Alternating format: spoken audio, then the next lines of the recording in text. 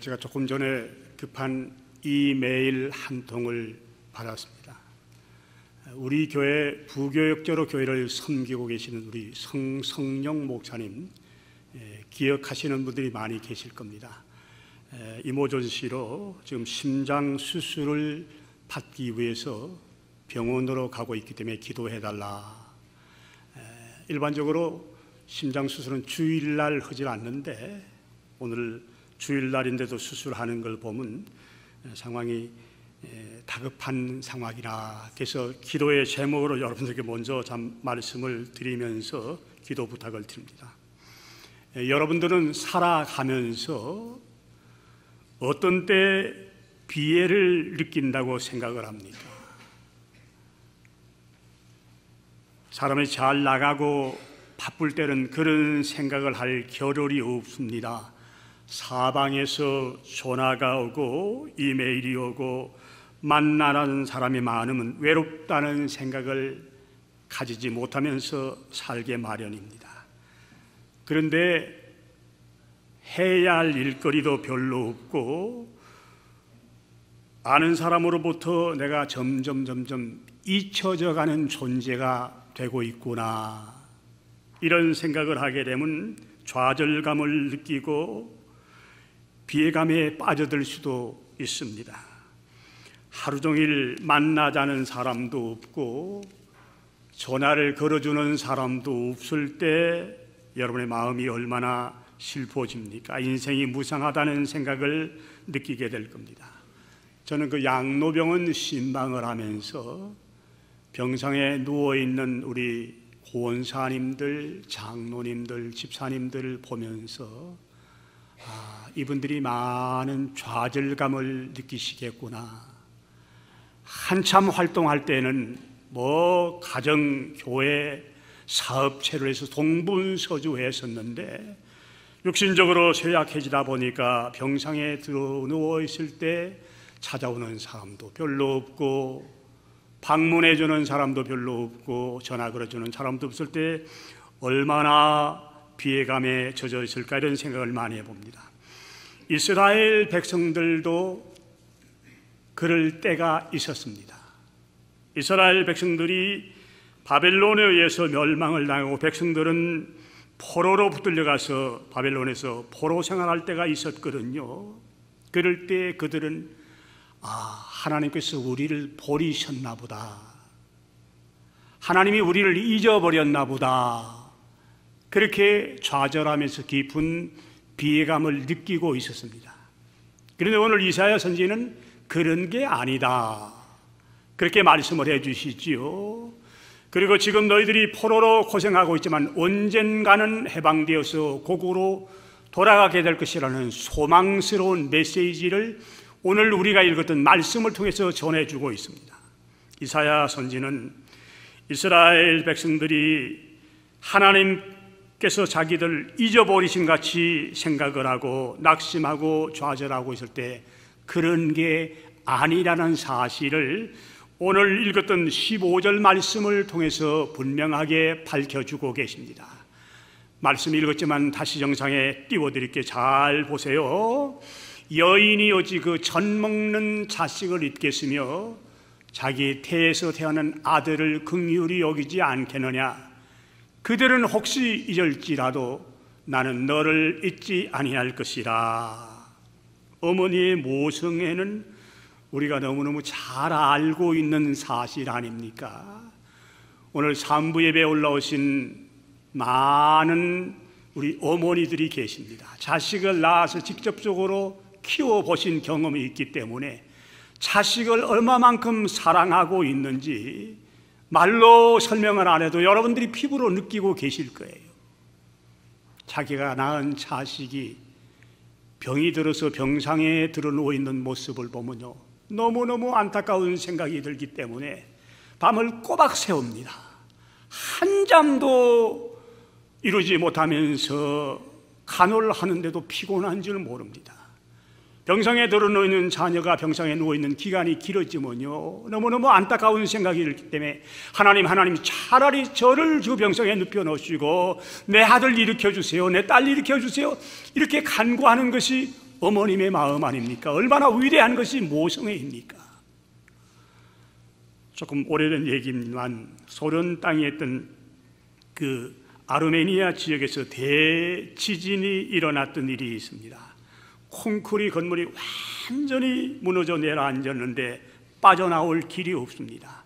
날씨는 점점 추워지고 먹을 것은 아무것도 없는 이런 상황인데 26살 되는 젊은 엄마가 되는 수잔나 페트로시안이라는 여인이 4살 되는 딸 가야니아와 함께 그 지진이 일어났던 콘크리트 더미 속에 묻히게 됩니다.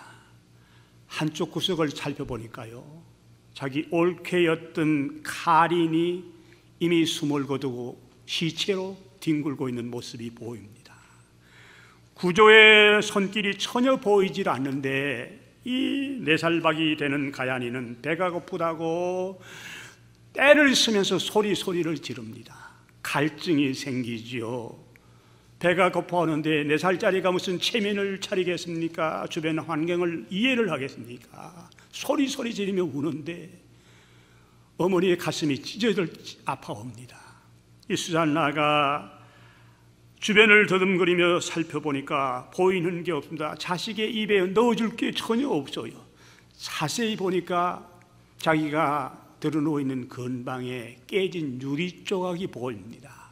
그 유리 조각을 집어와서는 그 유리 조각으로 자기의 손가락을 찔러요. 방울방울 피가 흐르거든요. 피 흐르는 그 손가락을 따님의 입에 물려줍니다. 뭔지도 모르고 그 딸은 꿀꺽꿀꺽 어머니의 피를 빨아먹거든요. 또 다른 손가락을 또 찔러요. 그래서 또 피를 흘리게 하고 그 피를 흐르는 손을 아기의 입에 물려줍니다. 자그마치 14일 동안 그 딸은 어머니의 피를 빨아먹고 지탱을 했어요. 14일 만에 참 기적적으로 구출을 받았는데 어머니는 기진맥진해 있고 딸은 살아있더랍니다. 기적적인 일 아닙니까? 이게 너무 숭고한 모성애를 보여주고 있는 모습입니다. 그런데 모성애를 가지고 있는 여인들 가운데 자기가 낳았던 자식을 잃어버리는 사람도 있고 또 버리는 사람도 있대요. 한국에도 그런 일이 많다는 얘기를 여러분들이 신문지상을 통해서 알고 있지 않습니까?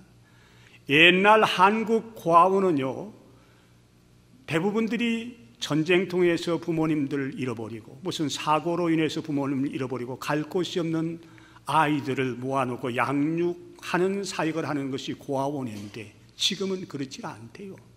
미혼모들이나 어머니가 낳아서 버린 자식들을 모아놓고 양육하는 사역을 하는 것이 고아원의 형편이다. 그런데 고아원에서 키운 아들을 해외로 입양을 보내는데요, 한국 애들을 제일 많이 입양시킨다고 합니다. 국내에 있는 사람들에게 입양시키는 비율보다 해외에 있는 이 가족들에게 입양시키는 비율이 많기 때문에 고아 수출 1위 국가가 한국이라는 불명예스러운 소리도 듣고 있거든요. 이사야 선지는 여인들이 자기가 낳은 아들을 잊어버릴 때가 있다는 사실을 성경에 있는 실화를 들어서 저희들에게 설명을 해줍니다. 시편 27편 10절에도 그런 말씀이 나와 있네요. 한번 보실래요? 내 부모는 나를 버렸으나 여호와는 나를 영접하시리라. 그리고 구약성경 열왕기 하권 6장 28절부터 29절에 보면 실제적으로 비참한 일이 일어났던 것을 기록을 하고 있습니다. 아람 나라의 벤하닷이란 왕이 북쪽 이스라엘의 사마리아 성을 포위를 하고 지키고 있었던 때가 있었거든요. 오랫동안 포위를 하다 보니까 성중에 있는 사람들이 먹을 게 없어요. 양식을 구할 길이 없어요. 밖에는 지금 아람 군대가 둘러치고 있죠. 국내에는 먹을 양식이 없으니까 며칠을 굶고 났던 이 어른들의 눈이 뒤집혀집니다. 그래서 의논하기를 오늘은 아무개 자식을 잡아먹고 내일은 아무개 자식을 잡아먹자, 실화이거든요. 이런 일이 있었거든요. 이런 사실을 알고 있던 이사야 선지가 여인들이 자기가 낳은 태를, 자기 낳은 자식들을 잃어버릴 때가 있지만 여호와 하나님은 그렇게 잊어버린 분이 아니라고 말씀을 해주고 계시질 않습니까? 어제 아침에 LA 근교에 있는 교인들 한 70여 명이 여기 샤또하고 사가에 있는 중국 영사관 앞에 모여서 이 탈북자들을 강제로 북송시키지 말아달라는 기도회를 했던 일이 있어요. 저희 교회 우리 장로님들, 권사님들도 한 10여 명 참석을 했는데, 제가 왜 이런 일에 관심을 좀 가지게 되었는, 북한 요덕 수용소라는 수용소에 수용되어 있다가 탈출했던 탈북자가 남한으로 내려서 책을 썼는데 책에 이런 얘기가 기록이 되어져 있습니다. 하나님, 당신은 남조선에만 계시고 여기는 계시질 않습니까? 우리를 잊어버린 것입니까? 마음이 쏴 해오는 절규 아닙니까? 이런 소리를 듣고, 아, 그래, 저들에게도 하나님께서 너희들을 잊지 않고 있다는 사실을 전해줬으면 얼마나 좋겠느냐, 이런 생각이 들었기 때문에 기도에 동참을 했던 일이 있거든요.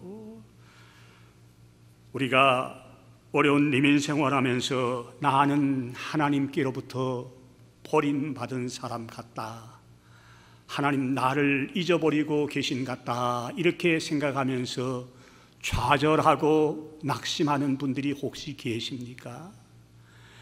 오늘 이렇게 좌절하고 낙심하고 비애감에 사로잡힌 우리를 향해서 이사야 선지는 분명히 그런 게 아니라고 말씀합니다. 하나님은 우리 부모님들이 우리를 잊어버린다 할지라도 잊어버린 분이 아니시라고 말씀을 해주고 있기 때문에 이 말씀을 여러분들이 가슴판에 새기시고 이 말씀을 붙드시고 좌절하지 마시고 낙심하지 말고 나를 버리시지 않고 잊지 않은 하나님이 살아계신다는 이 소망의 말씀을 붙드시고 어려운 이민 생활들을 잘 견뎌내시기를 주님의 이름으로 부탁을 드린 것입니다. 우리 하나님이 주신 말씀은 계속이 됩니다. 16절 말씀 볼까요?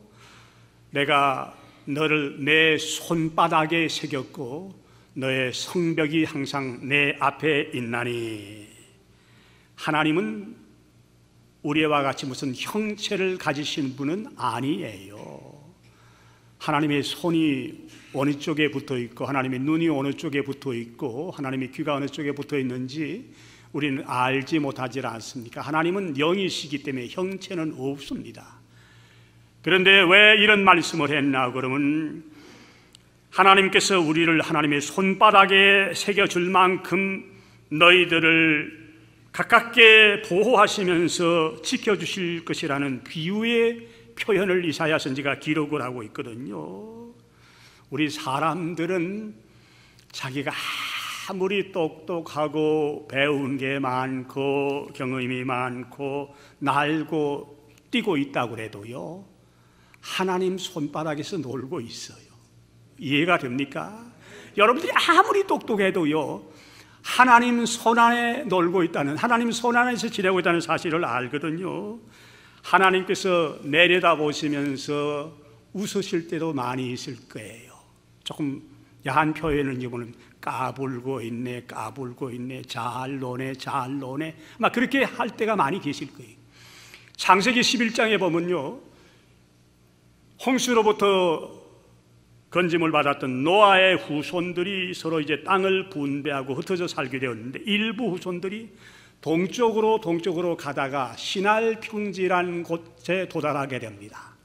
그 시날 평지에 자리를 잡았던 사람들이 무슨 생각을 하냐 그러면, 야, 여기서 우리가 벽돌로 높은 탑을 쌓아 올리고 그 탑 꼭대기가 하늘에 닿도록 하자, 공명심이 생긴 거예요. 자기 이름들을 좀 내보자, 교만한 생각이 드는 거예요. 하나님이 내려다보시니까 과간이거든요. 웃기고 있거든요.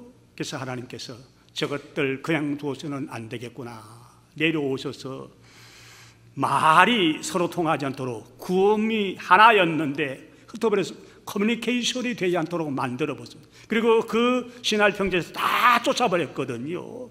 자기네들은 이제 벽돌을 쌓아서 그 벽돌 꼭대기가 하늘에 닿도록 좀 공명심을 발휘해보자고 생각하는데 하나님께서 바라볼 때는 얼마나 우습게 보입니까? 그 이후부터 사람들이 언어의 소통이 잘 안 되고 있어요. 여러분들 가까이 있는 그 남미 사람들 만나면 대화가 잘 안 통하는 이유가 그 이후부터이거든요. 우리가 미국에 살고 있으면서 영어가 잘 통하지 않는 이유는 그때까지는 구음이 하나였었는데 다 커뮤니케이션이 됐었는데 그 이후부터는 커뮤니케이션이 되지 않기 때문에 이런 불편함을 느끼고 있는 겁니다. 그런데 하나님께서는 우리들을 하나님 자신의 손바닥에 새겨 놓았다 그렇게 말씀을 하시거든요. 자, 손바닥 얼마나 자주 들여다보는 부분입니까? 세수할 때도 보시지요, 식사할 때도 보시죠.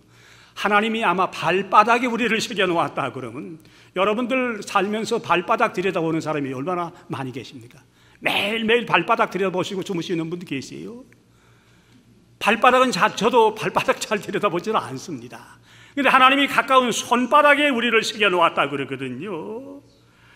자, 그림을 그릴 때 연필로 그리거나 붓으로 그리는 것은 금방 지워질 수 있어요. 오래 가지 못합니다. 그런데 새긴 건 다르거든요. 여러분의 손바닥에 새겨져 있는 지문을 한번 보세요. 이게 그린 게 아니에요. 만약에 이걸 그렸다 그러면요, 세수 몇 번 하고 나면, 몇 번 비누칠하고 나면 이게 없어질는지 모르지 그린 게 아니고 새긴 것이거든요. 이 지문은 태어날 때부터 죽는 날까지 변함이 없어요. 그래서 수사당국이나 관공서에서 이 그물을 얼마나 지문을 얼마나 귀하게 봅니까? 드라이브 라이선스 받을 때 꼭 지문 채취하지요. 드라이브 라이선스뿐만 아니라 여권 낼 때도 지문 채취를 필수적으로 해야 돼요. 요즘 공항 들어올 때도요, 물론 시민권자들 가운데 간혹 지문 채취를 손가락 올리라고 그러죠. 손가락 2개 올리라고 그래요. 방문자들은 거의가 공항 출입하면서 지문 채취를 요구하거든요. 자, 우리 사람 손에 새겨져 있는 지문도 이렇게 유용하게 사용될 때가 있는데 하나님의 손바닥에 우리가 새겨져 있다는 게 얼마나 유용한 일인지 모르지요. 그만큼 하나님 관심을 많이 가지고 계신다는 말씀이거든요. 이스라엘 백성들이 바벨론에 지금 포로로 붙들려와서 고생하고 살아가고 있지만 하나님께서는 한 사람 한 사람들 다 손바닥에 새겨놓듯이 하면서 기억하고 계신다고 소망스러운 위로의 말씀을 주고 계시거든요. 그리고 성벽이 항상 내 앞에 있다. 성벽은 백성들이 거하는 성읍을 말씀을 하고 있는데 이스라엘 백성들 한 사람 한 사람을 하나님의 손바닥에 지문같이 다 새기신 하나님께서는 사람이 사는 그 마을도 하나님의 마음에 담고 계신다. 그만큼 관심을 가지고 보살피신다는 말씀이지요. 이민 생활하면서 좀 힘이 들고 뭐 일이 꼬이기도 하고 잘 풀리지 않을 때 낙심하는 분들이 계시면 오늘 이 말씀을 꼭 강하게 붙드시고 위로를 받고 다시 일어서셔야 되거든요. 하나님이 여러분들 잊어버리지 않는다고 분명히 말씀하시는데도 여러분들 스스로가 생각하기를 하나님이 나를 잊어버린 게 아닌가, 그 여러분의 생각이지요. 나를 버리신 게 아닌가, 이거 여러분의 생각이에요. 하나님은 결코 너를 잊어버리지 않는다. 내가 너를 버리지 않는다고 말씀을 해주고 계시거든요. 많은 사람들이 반문하는지 모릅니다. 어떻게 하나님께서 지금 68억이 살아가고 있는 그 사람들 한 사람 한 사람을 하나님 손바닥에 지문같이 새긴다고 말씀하느냐, 그렇게 반문하는 생각하실는지 모르지만은 마태복음 10장 30절에 기록된 예수님의 말씀 보실래요? 우리 예수님은요, 우리 머리털까지 세시는 분이시다. 얼마나 세밀하신 분인지 몰라요. 혹시 미용원에서 일하시는 분들 계십니까? 또 이발소에서 일하는 분들 계십니까? 여러분들이 머리카락 숫자가 얼마나 되는지를 알고 계세요? 저도 제 머리카락이 몇 개나 되는지 잘 몰라요. 근데 어떤 책에 보니까요, 사람의 머리카락이 평균 20만 개라. 저도 세어보지 않았기 때문에 잘 모르는데 20만 개 정도 된대요. 자, 우리의 머리털까지 세밀하게 세시고 계시는 우리 하나님께서 여러분들 한 분 한 분을 기억하셔서 당신의 귀한 손에 여러분들을 새겨놓고 계신다는 이 사실이 얼마나 위로가 되는 말씀입니까? 이 말씀 위로의 말씀으로 받으시고, 아하, 하나님 나를 버리신 게 아니구나. 아침마다 시간마다 하나님이 손금같이 새겨져 있는 이 귀한 나의 모습을 바라보고 계시면서 보호해 주시구나, 이런 확신들을 가지시면서 낙심하지 마시고 좌절하지 마시고 비애감에 사로잡히지 마시고 새롭게 일어서시겠다는 이런 자부심들을 가지고 살아가시기를 또 한 번 부탁을 드리는 겁니다. 그리고 우리를 괴롭히던 세력들은 떠나게 된다. 그 얘기가 17절부터 19절에 나와 있는 말씀입니다. 이스라엘 백성들을 괴롭히던 세력들이 물러나고 이스라엘이 다시 회복하게 될 것이라. 본문 말씀 17절 18절 말씀 보시면서 같이 읽어주시고 19절 말씀은 제가 읽을게요. 한 목소리로 말씀 보시면서 확인을 해보십시다. 17절 같이 봅니다. 시작. 내 자녀들은 빨리 걸으며 너를 헐며 너를 황폐하게 된 자들은 너를 떠나가리라. 내 눈을 들어 사방을 보라. 그들이 다 모여 내게로 오느니라.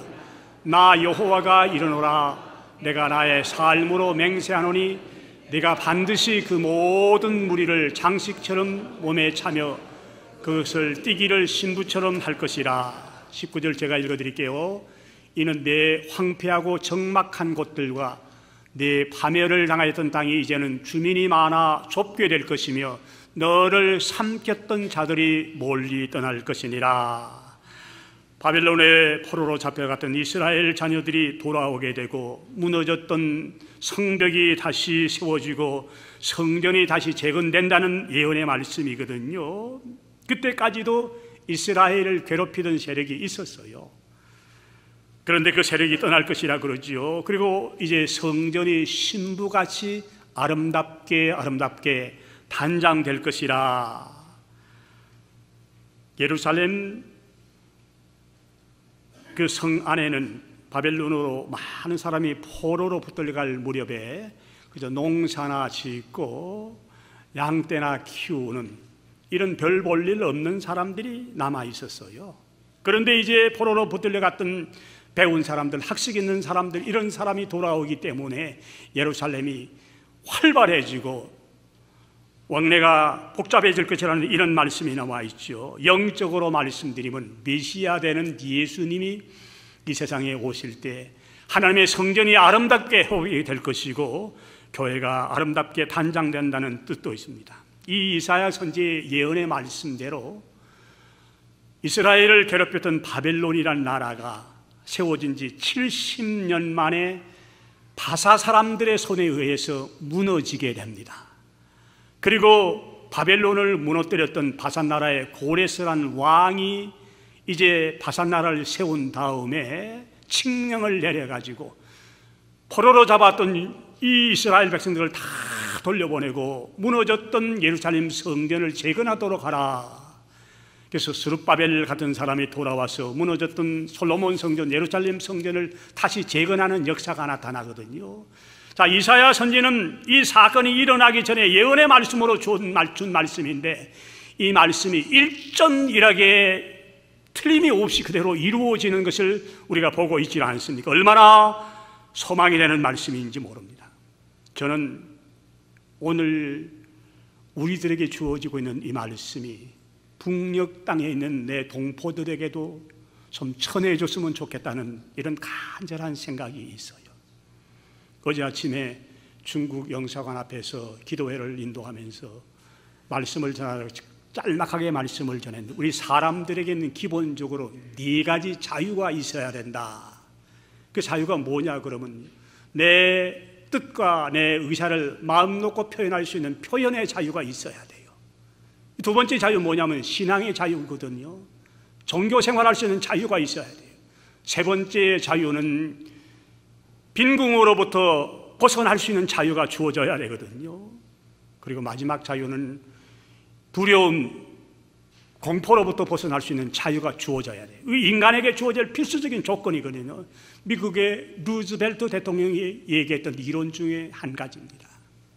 그런데 미국에 살고 있는 우리들은 그래도 이 네 가지 자유를 누리고 살아가고 있습니다. 근데 북한 땅 보세요. 북한 땅에 이 네 가지 자유 가운데 단 한 가지라도 주어지는 게 있습니까? 표현의 자유가 있는 나라입니까? 신앙의 자유가 있는 나라입니까? 공포로부터 벗어날 수 있는 자유가 있는 나라입니까? 곤고로움, 궁핍함으로부터 벌 수 있는 자유가 있는 나라입니까? 북한에 살고 있는 사람은요, 자유라는 말의 뜻을 모르고 살아가고 있어요. 인격이 무엇인지, 인권이 무엇인지 그런 말 모르면서 그저 한 날 한 날 죽지 못해서 버티며 살아가고 있거든요.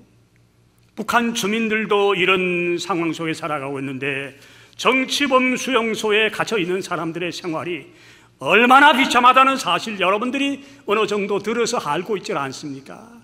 저는 지난 수요일 날도 잠깐 말씀을 드렸는데 그 정치범 수용소에서 태어났던 신동혁이란 청년이 있어요. 거기서 태어났었어요. 거기서 자랐어요. 23살 땐가 24살 땐가 목숨을 걸고 탈출해 와서 남한으로 내려와서 세상 밖으로 나왔던 책을 발간했는데요, 그 책에 보면 정치범 수용소의 악랄한 모습이 아주 정확하게 나와 있습니다. 영문판으로 번역을 했는데요, 지금 동부 DC 쪽이나 뉴욕 쪽엔 베스트 4 제4위에 올라와 있는 책입니다.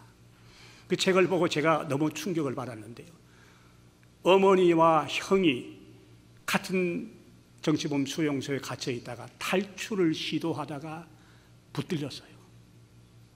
근데 동혁이라는 애가 그때 17살이라고 18살 붙들어 놓고 가진 고문, 어떻게 같이 가족들이 의논해서 탈출한 게 아니냐, 가진 고문을 다 하는데요, 이 사람을 손하고 발을 양쪽에 묶어 놓고 천장에서 밧줄로 이렇게 한번 들었다가 내렸다 그러면서 그 밑에는 숯불을 가져와 가지고 붙들어 놓은 이 17살밖에 안 되는 소년을 바베큐 하는 식으로 굽는데요, 이게 내리면 숯불에 점점 가까이 뜨거워서 애가 기절하게 되면 좀 끌어올리고, 이 사람의 등은 직접 제가 눈으로 본 건 아니지만 사진으로 보았습니다. 지금도 벌써 10년 세월이 넘었는데 등가죽을 볼 수가 없어요. 그리고 어머니와 자기 형을 어린 아들 보는 앞에서 공개 총살하는 걸 그 자리에서 보게 하는 이런 악랄한 사람들이거든요. 이런 속에서 사람이 사람답게 살아간다는 걸 모르고 개나 돼지 취급받으며 짐승 같은 취급을 받으면서 살아가고 있는 것이 오늘날 그들의 실정인데, 그들에게 이런 위로의 소식이 좀 전해져야 되지 않겠습니까? 이 일을 위해서 우리가 기도해야 되기 때문에 토요일 날 말씀 준비하는 시간인데도 일부러 가서 우리가 기도회를 했거든요. 이런 사람들에게 오늘 주어진 메시지가 전해지기를 여러분들이 기도해 주시고, 저들도 언젠가는 회복될 때가 있다는 사실을 소망으로 안고 기도해 나가시기를 부탁을 드리고, 동시에 이민 생활하면서 우리를 괴롭히고 있는 영적인 악한 세력들이 하나님의 손길에서 언젠가 물러날 때가 온다는 사실을 기억하면서, 지금은 어두컴컴하게 보이고 내가 하나님으로부터 버림을 받은 것 같기도 하고 하나님이 나를 잊어버리신 것 같기도 느껴질지 모르지만 결코 그런 일이 없다는 확신의 말씀을 붙드시고, 어려운 이민 생활들을 이 말씀 붙드시고 굳건하게 승리해 나가시기를 주님의 이름으로 부탁을 드린 것입니다. 사랑하시는 아버지 하나님, 말씀 들려주심을 감사합니다. 우리가 너무 힘들고 괴로울 때는 하나님이 나를 잊어버리신 게 아닌가, 나를 버리신 게 아닌가 이렇게 착각하면서 비애감을 느낄 때가 있지만, 오늘 말씀은 분명히 하나님은 우리를 잊어버리질 않고 우리를 버리질 않고 우리 손바닥에 새겨 놓으셨다고 말씀을 하기 때문에 옳습니다. 이 말씀 붙들고 내가 다시 일어서겠습니다 하는 다짐들을 가질 수 있는 성도들 되게 도와주시옵소서. 예수님 이름으로 감사하며 기도드리옵나이다. 아멘.